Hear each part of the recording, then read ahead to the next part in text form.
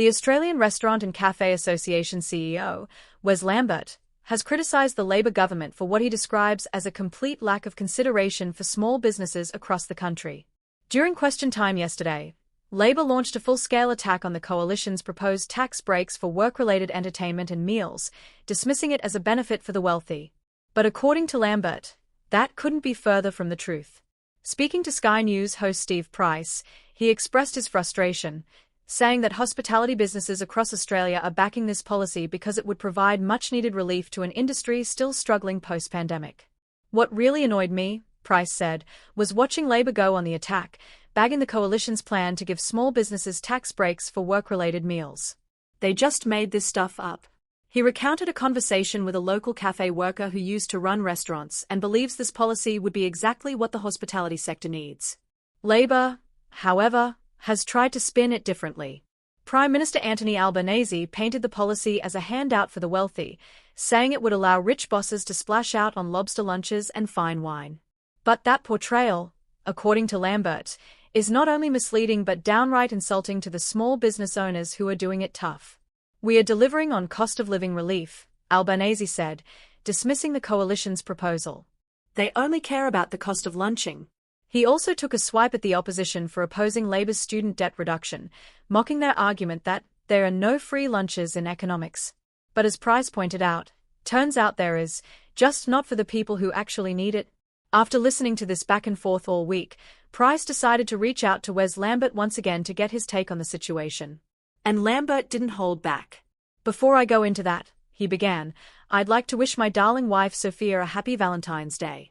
But I am frustrated, absolutely frustrated, at Labor's complete lack of small business experience. Lambert, who has been in and out of restaurants and cafes since the announcement, said he hasn't spoken to a single small business owner who opposes the policy. Not one. Every cafe, restaurant, and small business I've spoken to thinks this would be a game changer. He believes Labor is making a fundamental mistake by confusing Australia's 2.5 million small businesses with the handful of large corporations that dominate the headlines. Last time I checked, he said, most small businesses in this country are run by mums and dads, not big bosses. But it seems Labor doesn't understand the difference. Price chimed in, noting that big corporations like banks and accounting firms already have in-house catering. They can entertain clients in their boardrooms, claim it as a tax deduction, and move on. They don't need this policy. Small businesses do. This isn't about fancy boardroom lunches or cigar-smoking executives at the Melbourne Club, Price continued. It's about giving a break to the cafes, the family-run restaurants, and the small business owners who are struggling to stay afloat. Lambert pointed out that industry data is already sounding the alarm. Creditor Watch is saying 1 in 6 hospitality businesses are at risk of closure by 2025. The ABS is telling them that hospitality has been flat since early 2023. Tourism numbers are still down compared to 2019. And yet, the government refuses to listen. According to Lambert, the proposed tax breaks would be a major win for small businesses. Here's how it would work, he explained. Businesses earning under $10 million a year would finally be able to take their employees out to celebrate a job well done. They'd be able to take clients out for a meal to win new business, something that's been out of reach for them for years. Maybe, just maybe, this will help some of those businesses grow from small to medium-sized enterprises. Something that's never really been possible under the current system. Under the proposed policy, these meals and entertainment expenses would be deductible, just like big businesses can claim in-house catering or staff cafeterias.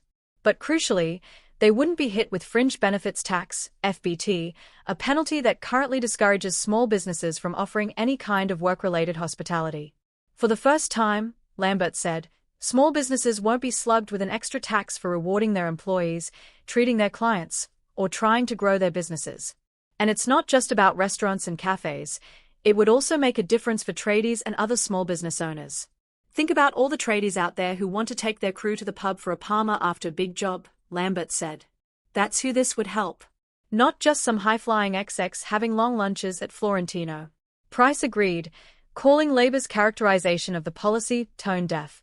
This is what's frustrating about the whole debate, he said. Labor's trying to make it seem like a perk for the elite when in reality, it's something small businesses desperately need. Lambert finished by emphasizing that this isn't a partisan issue, it's about keeping small businesses alive. We are talking about an industry that employs millions of Australians.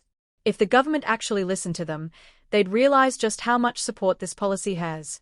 As the political debate continues, one thing is clear. Small businesses across Australia are crying out for relief.